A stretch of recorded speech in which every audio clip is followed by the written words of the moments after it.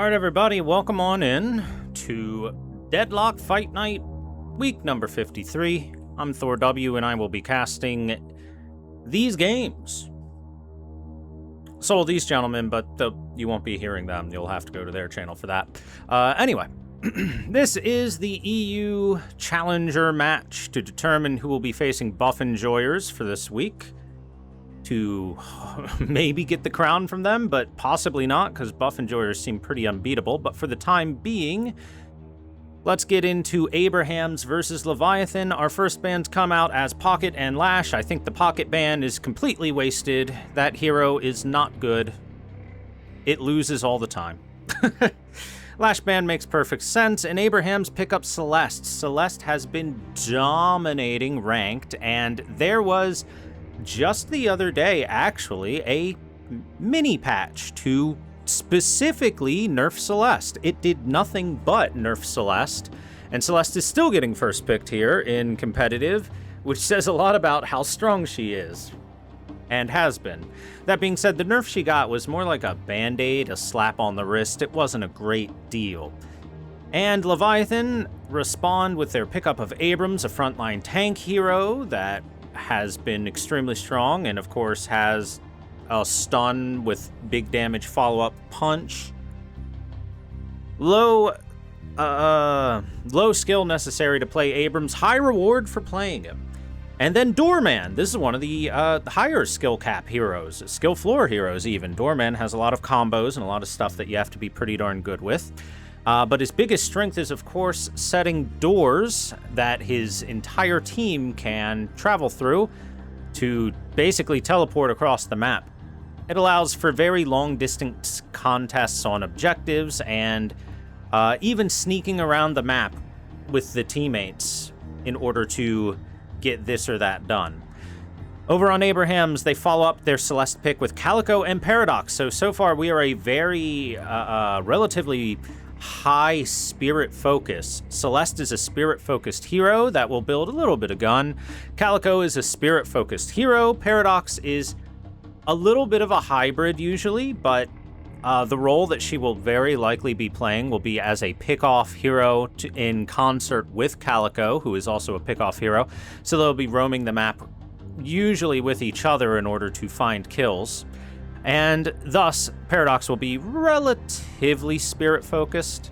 So a lot of spirit focus in the damage from Abrahams right now, which means they definitely want to look for something that has a gun-focused scaling, along with a tank. I think they need those two roles filled in to feel pretty good.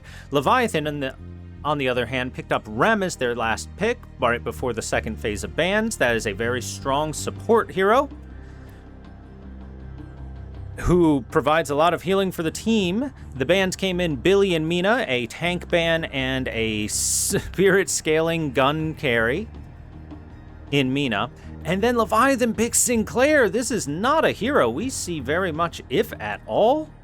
Sinclair's big claim to fame is basically the ability to steal an ultimate from an opponent and then cast it himself, usually on a much lower cooldown. And I think the purpose of this Sinclair pick might be to steal Celeste's ultimate and throw it right back at the enemy team.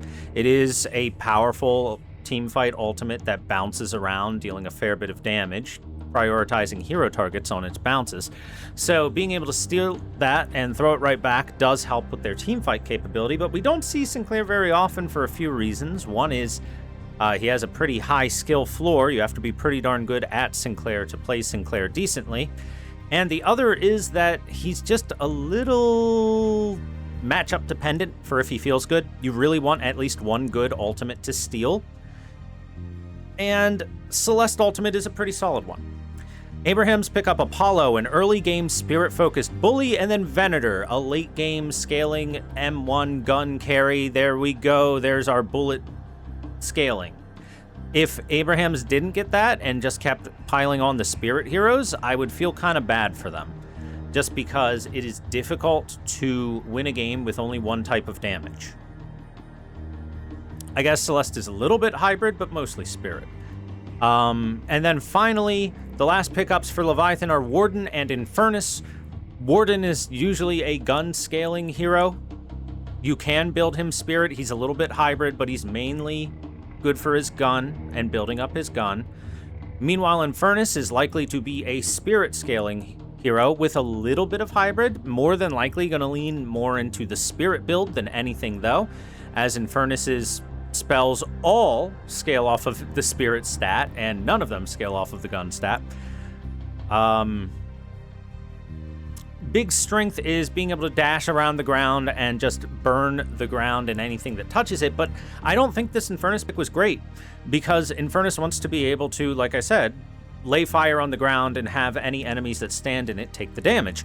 Well, guess what? Celeste and Apollo are two heroes that do not touch the ground much at all. Celeste has actually a different gravity on the hero than other heroes. She is very floaty. She is like 50% the gravity of anyone else, so she bounces around and stays in the air very easily. Apollo has four different casts that he can do to keep himself in the air. Technically 5 once Disengaging Sigil is fully leveled up. So there's the 3 thrusts coming out of Flawless Advance, the Disengaging Sigil, and then the second cast of Disengaging Sigil eventually. And even Itani Losan, if he really wants to stay in the air. Those are two heroes that Infernus is going to have a lot of trouble applying his burn to, because nowadays Infernus isn't played around shooting the enemy and lighting Afterburn up quite so much as he's played around running across the ground and leaving a trail of fire, and then when the enemies are burning in it, that's when you start throwing on like the napalm and stuff like that. Just wanted to point out those two heroes, not going to be easy for Infernus to run his game plan on. And the final pick of the game was Bebop. I think Bebop is never a particularly bad pick, always has very high potential. He's potential man, which means Bebop is either one of the best picks in the game or one of the worst picks in the game. And the big thing around Bebop is, of course, his hook. It is the longest range displacement ability in the game. Bebop throws hook out, it hits enemy, suddenly enemy is halfway across the map away from their teammates in the clutches of the Abrahams team, in this particular case. So Bebop, of course, very strong, very capable of offsetting whatever situation there might be. Even if Abrahams is down 60,000 net worth, Bebop can turn that around with some great hooks.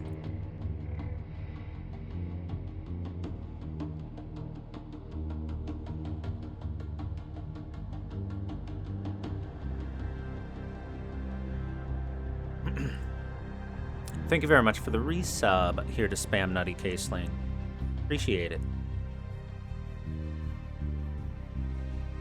My stuff isn't playing for some reason. Must be one of those days. Sorry about that. I'll try and get you later. Oh, there it is.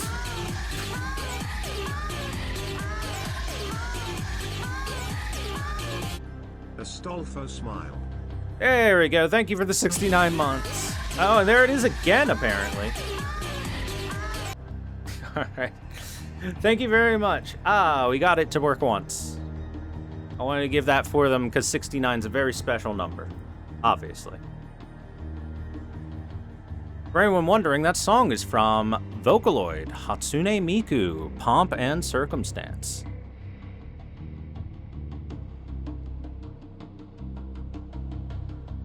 All right, anyway, back to casting games and such.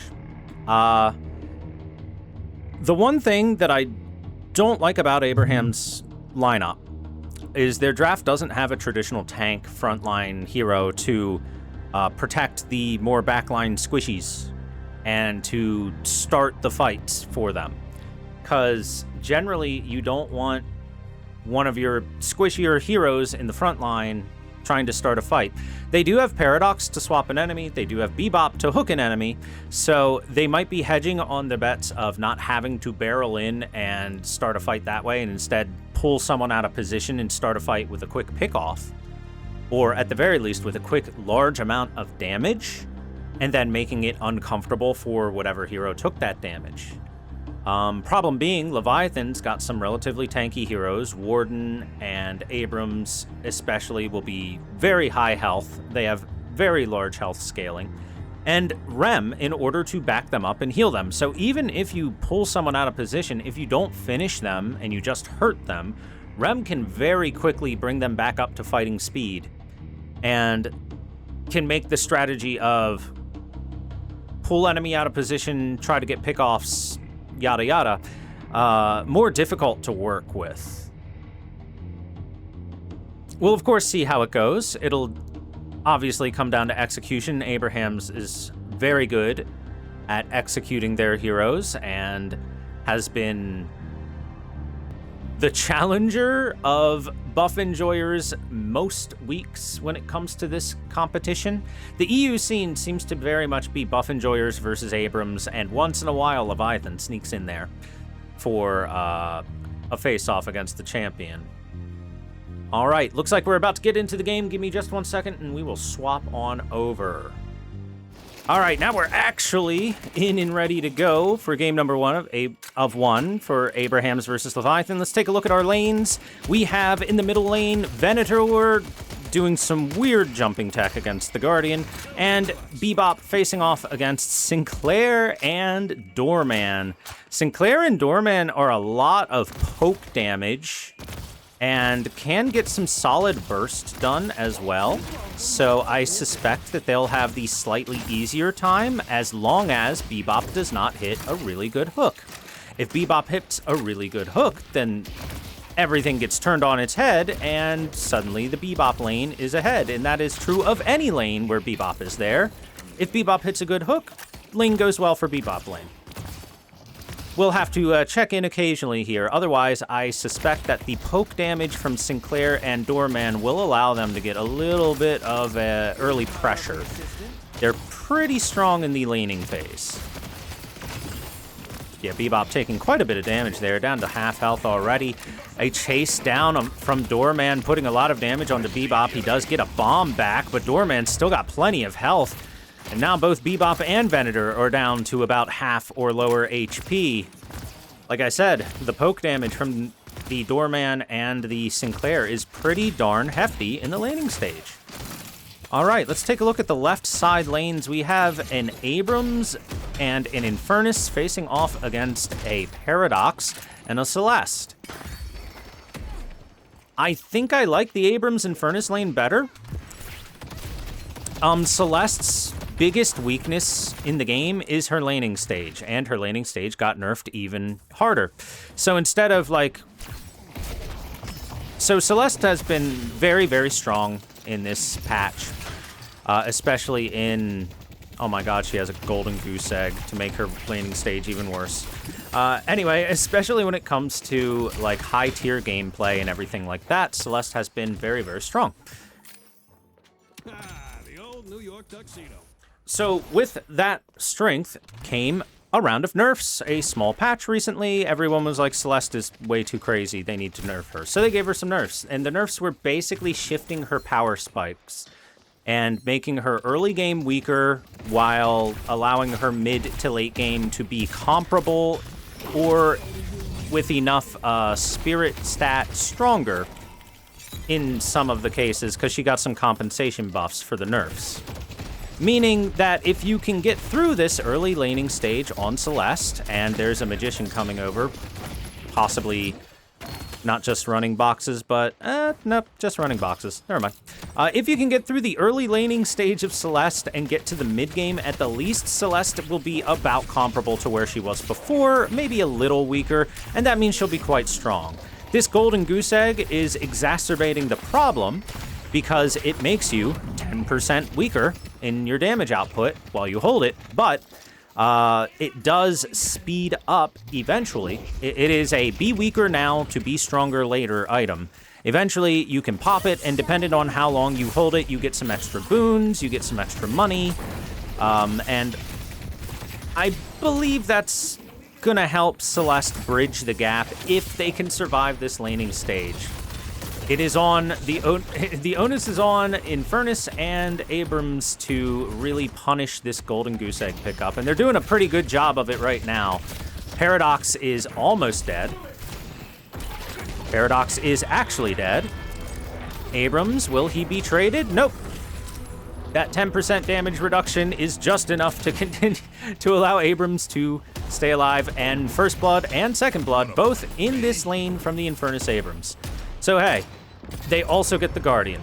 That is a massive, just crushing lane victory for them. If you look at the net worth, Abrams at 4.1k, Infernus at 3.5, and both in the Paradox and the Celeste at 2.6, 2.7 now. So huge win for that lane over on the side of Leviathan. But I think Abrahams are kind of expecting this when they started with the Golden Goose Egg on Celeste. Bebop getting chased. Over on the right side of the map.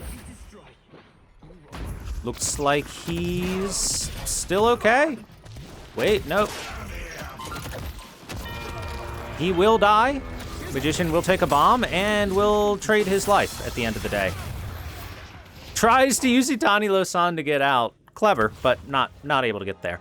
Okay, we haven't looked at the final lane on the right side of the map, which is Apollo, currently flawless advancing toward the Rem, and Calico facing off against Rem and Warden. So Apollo, Calico are both lane bully heroes, especially Apollo. They're very, very, very strong in the lane. They do a lot of burst damage. They have some, Apollo at least has some pretty solid self-sustain, which makes them quite dangerous to lane against. Which is why, actually, I think Leviathan did a very smart thing, and they put Rem plus beefy guy in the lane. Warden has a fairly large amount of HP and has a self-shield. Rem has heals. This is just and Rem can disappear from the map and be untouchable when he heals an opponent or an ally by diving inside of them. So at the end of the day, Apollo and Calico cannot use their lane domination to full effect against this lane. This lane is just here to survive and use their sustain to prevent the enemies from being able to leverage that strength, which has done a good job so far.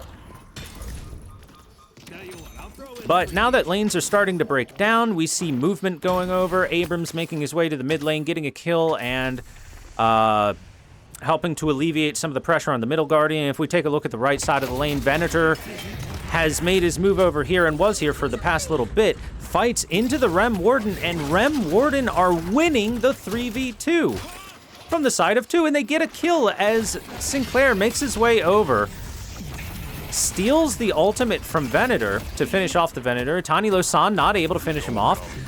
Return to Shadows, popped by Calico, using that ultimate for mobility, getting up to the sky, one more hit. Any bullet finishes her off, down she goes. Sinclair lost his life, but it was a worthy trade. Leviathan are up 6k coming out of the laning stage, really having a great early game for themselves.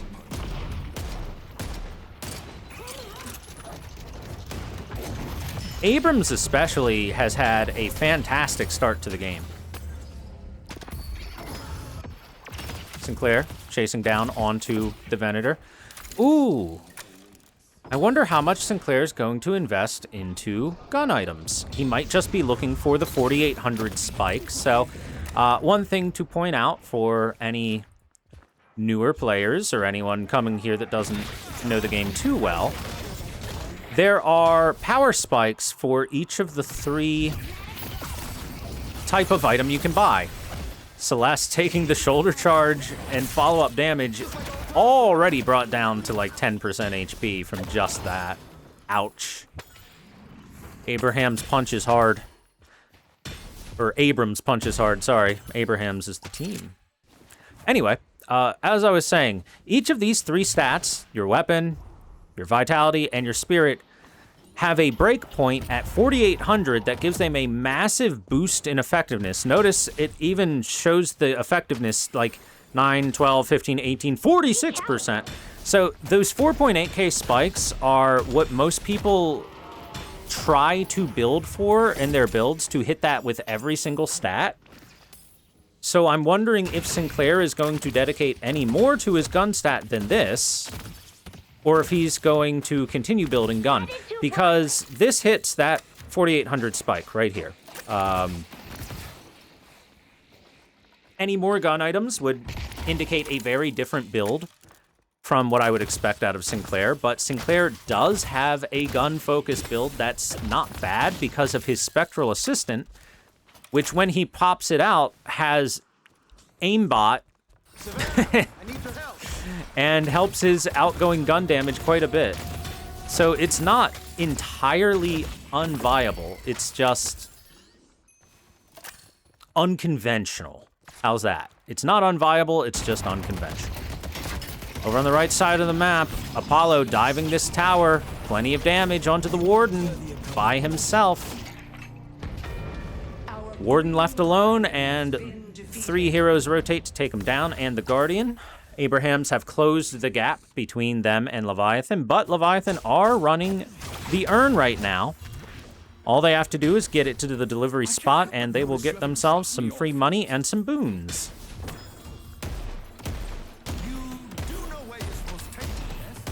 Abrams just catching the wave right now. Gonna clear it real quick. He did know that there were at least 3 heroes in the vicinity on the enemy team, and that's why he's playing this a little bit more carefully. Looks like they're just gonna get the urn for no real difficulty. Stay safe out there. Celeste, have you popped your egg yet? Nope. Wondering how long Celeste is going to hold on to this egg. Dazzling Trick Shield. Using that to get away. And Celeste has already built 3... Nah, I guess it's just 2 right now. 2 of the 4 items that make her incredibly hard to kill once they all come together. Abrams' ultimate comes out, the sleep comes out in order to slow down the enemy. Bebop brought extremely low and dead. Paradox brought extremely low on the other side of the map and dead, and there's still a fight between the Venator and the Doorman, and Warden chasing him down, and Doorman puts him in the hotel. An all expenses paid trip to the Baroness. Full damage taken, and that is likely to result in death. Yes, Warden, or Venator goes down to the hands of Warden and the Doorman.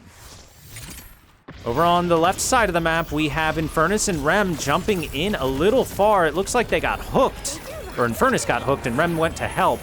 Infernus might get out. It looks like Infernus will be okay, and it's going to be a trade-off of Rem for the Calico. I think that Leviathan are pretty happy with that trade-off.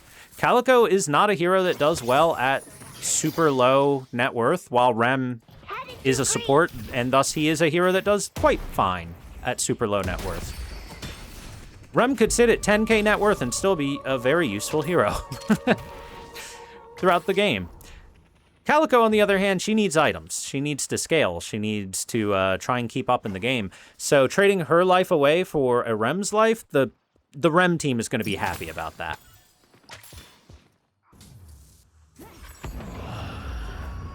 Rift on the right side of the map, currently being contested by Leviathan. You still can. Oh, I apologize. I sneezed there. Turned far away from the mic as I could. York is under attack. This Walker is going down. They're going to trade the Rift for this Walker. And down goes the Walker. Abrams should be able to get out. On the left side of the map, Infernus was also pressuring a Walker with Rem behind him, but Rem kind of backed off because Infernus is backing off as well. Apollo is chasing Infernus. Under the tower, flawless advances coming through. Not going to be enough to finish the Infernus at all. And if anything, this was just a waste of time by the Apollo. Meanwhile, Paradox taken down by Warden over on the right side of the map, and in fact, Celeste possibly being chased as well. Nah, she's fine. She's fast. Venator, Abrams charging Venator backwards. Plenty of damage, 3 heroes. I don't think Venator's going to be able to make his way out. Gut shot into the heavy melee to trade a little damage back, but no, Leviathan, far too many heroes in the area for the Abrams to, or the Venator to get out. And right now, Leviathan are already at a 10k lead, pre-15 minutes. This is a very, very strong start for them. Huh, Veilwalker on the Warden. Because that way he can run at the speed of light. Nobody will escape him when he chases them. Will not falter. So, we've got Abrams fighting off against Celeste and Apollo, and Bebop makes his way over. Abrams trying to run, hooked back down the line, and still plenty of health, surprisingly enough. Tanky man Abrams. And he walks right through the door. He will be fine. Urn is collected by the doorman. Very on point on the side of Leviathan. The moment that these urns have spawned, they have picked them up and started running them. And whenever a team has urn priority, usually that team gets to collect the urn and deposit it. Sinclair has some people around him. Has a Veilwalker, though, so he's hard to catch. He's very fast. Coming through the Veilwalker for that additional move speed. Looks like he will be fine. The urn got delivered by Doorman. And the lead extends just that little bit more for Leviathan, up 12k now. After running that urn. So, for the side of Abraham's... Okay, she did pop the egg. Good. I was going to say, if Celeste still has that egg, I'm going to be a little upset. It's a little late. Can't go holding that egg forever. It weakens you too much. Okay, so, as I was saying, on the side of Abraham's, what they're looking for is to reach a minimum net worth, I think. Dazzling Trick at max level, able to bounce that Shining Wonder back onto the Warden. So, a lot of damage just rips through him from the ultimate of Celeste.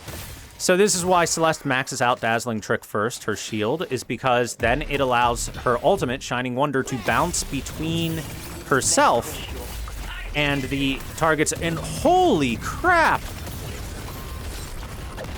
Oh my god! I see the doorman. She just took 80% of that Walker in 2 seconds. Nice nerfs, Yoshi. This hero's definitely not OP. I'm sorry, I'm flabbergasted by how fast that was. That is insanity.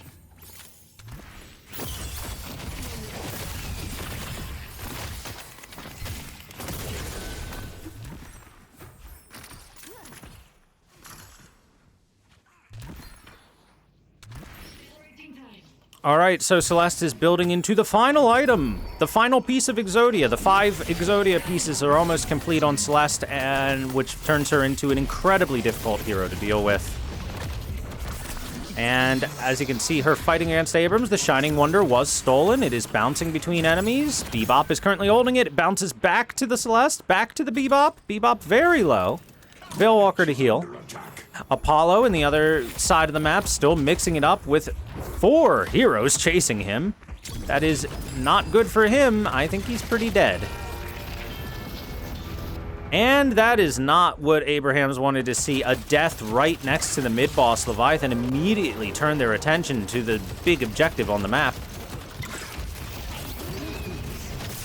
And Abrahams filtering in Calico to take some of that attention away. The Rejuvenator descending. Who's going for it? It's the Bebop that gets the first hit, and it's going to be 2 for Leviathan, 1 on the side of Abrahams, and Abrahams are getting annihilated right now. Leviathan take a crushing victory there. Oh, the Hyperline, and that should be a dead Celeste. Well, I say that, but it is Celeste. So she turns it around, and the Infernus has to run. There it is, the finish off. The stolen Venator ultimate from the Sinclair does finish it with a long-range crossbow bolt. Okay, so where are we after all that? Less than 10k lead now for Leviathan. Abrahams did a very good job of bridging that gap a little bit. but the ensuing fight did not go their way, and here we have a contest for the Void Rift. Heroes from all over coming through. We have 3 heroes from Leviathan versus 3 heroes from Abrahams. More heroes from Leviathan filtering in, and the first hero to drop is Bebop. Here comes the Warden. He does not have his ultimate to pop, on the other hand. Apollo sent to timeout by Doorman. Apollo's going to have to deal with that. The cat running around, just keeping the contest active over here. But Abraham's heroes are dropping like flies. Here comes the Shining Wonder bouncing around. But it's the Shining Wonder from the Celeste that's not doing nearly enough damage. The heroes get out relatively unscathed.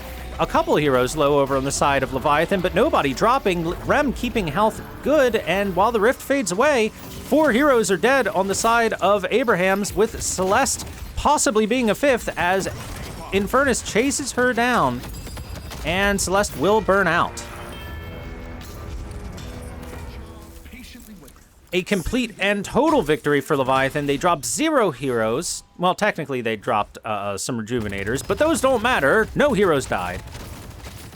While the Void Rift did not get taken at the end of the day, it is a, team fight victory, which feels good, which opens up time for them to get objectives such as running this urn or taking any farm from enemy camps. I think one thing that we don't see enough of in pro games right now, that you do see a lot more of in more established MOBAs like Dota 2, for example, is invading the enemy jungle when the enemy is busy respawning and taking their farm away from them. Abrams has to warp stone and charge away. He'll be fine. And look what he found. He found a Bebop. Bebop's dead.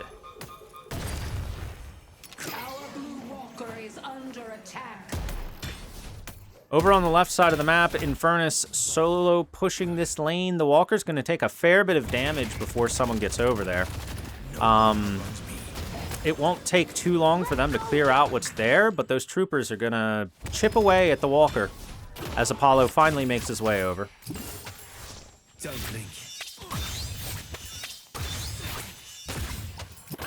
So right now, I want to say the strategy that Abrahams has employed with no real front line, not really focused on team fights, but more on picking enemies out of position and getting a pick off before a confrontation, has not panned out for them. They have not been hitting long-range hooks to pull an enemy out of location, or big paradox swaps to find key heroes or single someone out that's out of position. And it really shows by the 20k net worth advantage for Leviathan. It is the harder strategy to employ and make work. So they did run a little bit of a risk by doing so.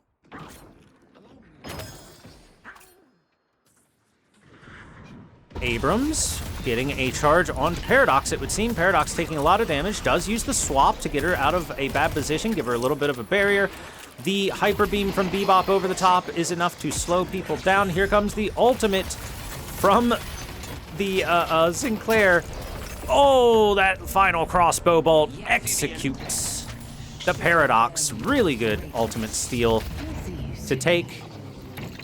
Over here, we have Celeste being thrown into jail, and as she comes out of the hotel, she is taken down. Apollo trying to fight back. Itani Losan not coming out in time. 2 must burst damage. And this is just looking like a snowball that's not going to stop anytime soon. Abrams with another shoulder charge. He might die to the bomb. But at the end of the day, there are 5 heroes in the grave. And Leviathan only lost 1. I think they're happy with that trade. I think Abrams is smiling from the grave right now as his team is so far ahead. And from a deficit of this magnitude against a team that I would say outscales them overall in terms of their hero synergy and how late game oriented they are, I don't see a world where Abraham's turned this one around, guys. They're going to need to pull off some insane bebop hooks, I think, in order to have a chance. Like, they're going to have to hook enemy heroes in one by one, hook them in, kill them, and then repeat a few times to turn this into something that is going to look competitive from this point on. Bunny form, stopping Apollo from being able to heavy melee here, and the crystal is stolen right out from under them. Doorman just takes it. Let's go blue.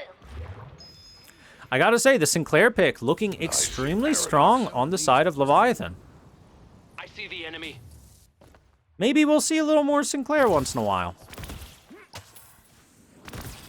We don't see this hero very often, and it's really nice to see him, especially in the hands of someone that's playing him well. Mid-boss has arrived. Mid-boss has respawned, and I think Leviathan will be fine just diving in there and starting the mid-boss. We'll see if they look for some sort of pressure play or pick off first. All right, the urn is being ran by Apollo, currently being held. He's clearing out the wave. They see that Abrams is charging into the Bebop. Bebop gonna get caught. Eventually taken down. I say eventually, it was pretty darn quick. They got their pick off. While the urn was taken by Apollo, with Bebop dead for 50 seconds, the call has been made. Mid-boss is the target of Leviathan. Paradox? No, not going to drop down. Leviathan back off from the mid-boss for now. They still got 36 seconds before Bebop comes back, so let's see if they dedicate themselves entirely to mid-boss. Abrahams are doing what they can to try and poke at them and make it uncomfortable for them to try and take this mid-boss, but they're up a hero. And at any time, Abrams could use this Phantom Strike to get on top of someone. Celeste coming through. Shining Wonder has already been popped. The Rejuvenator drops down. One Rejuvenator on the side of Abrahams. Already popped. And the other two go the way of Leviathan.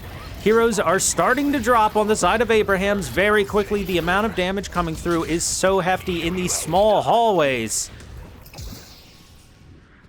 As Leviathan lose nobody, and Abrahams have already lost the Rejuvenator, 3 heroes, and I don't know if Apollo can get out of here.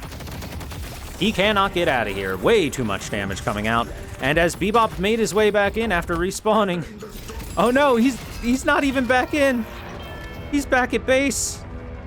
Getting murdered by Sinclair and Doorman. He was putting some pressure onto the enemy base, which, you know, good for him. That's nice.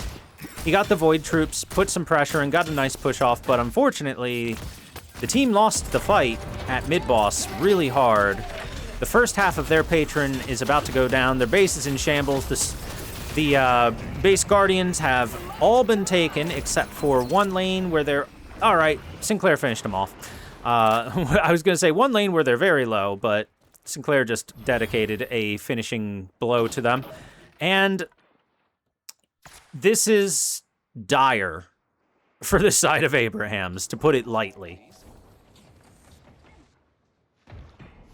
To put it in perspective, a 30k net worth lead in Dota 2 terms would be around a 15 to 20k-ish, 10 to 20k, somewhere in that range. And in League of Legends land would be anywhere from like I see the enemy. 7 to 16k, something like that.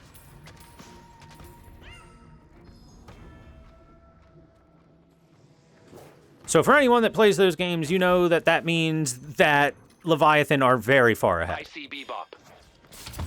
Especially with 2 Rejuvenator charges still.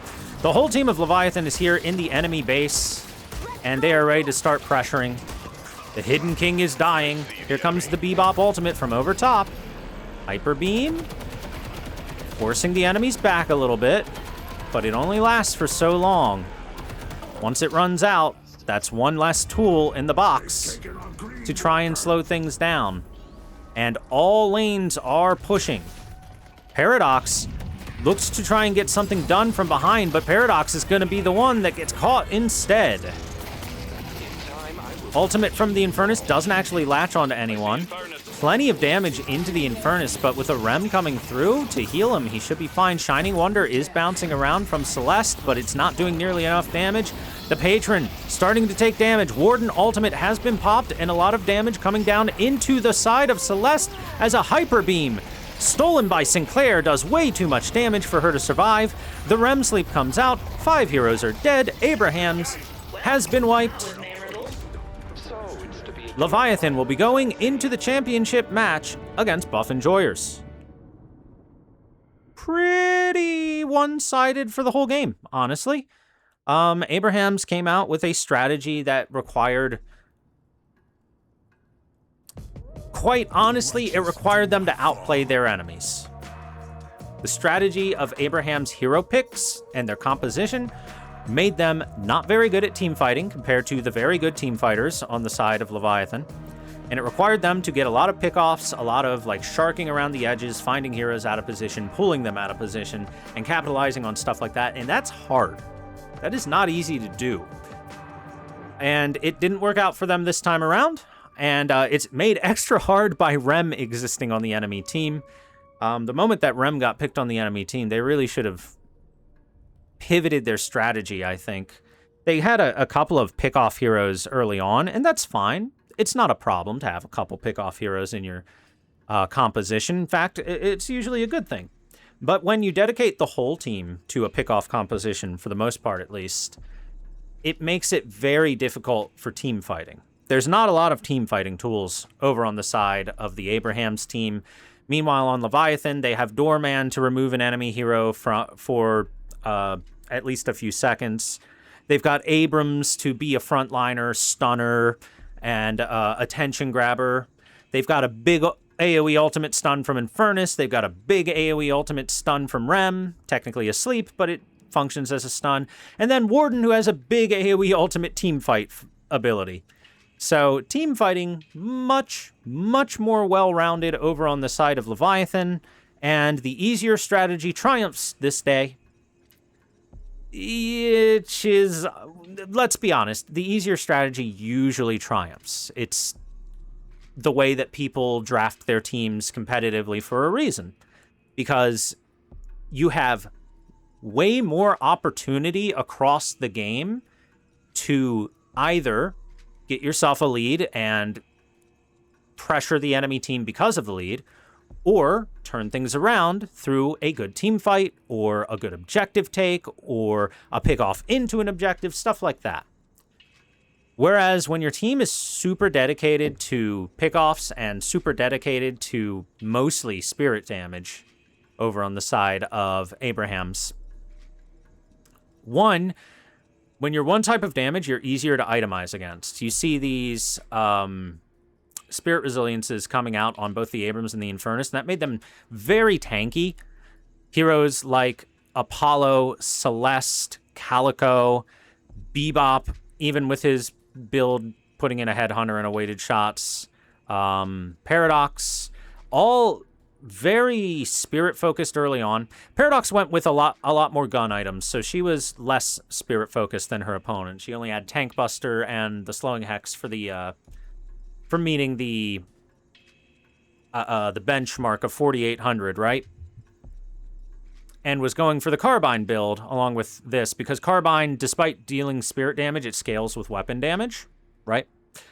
So she was going for that to alleviate some of the spirit pressure, but like I was saying, most of the damage that was coming out was spirit damage. There isn't a great front line over on the side of Abrahams.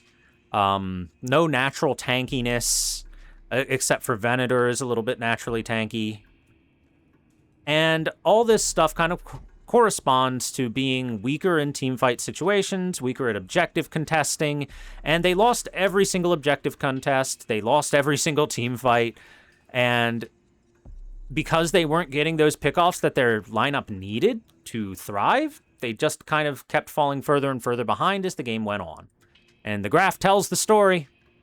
From early game to late game, it is Leviathan who took the victory. We'll be going on break until the championship match over here on the EU side of the night shift begins. It will be Buff Enjoyers facing off against Leviathan in a best of 3 after the break.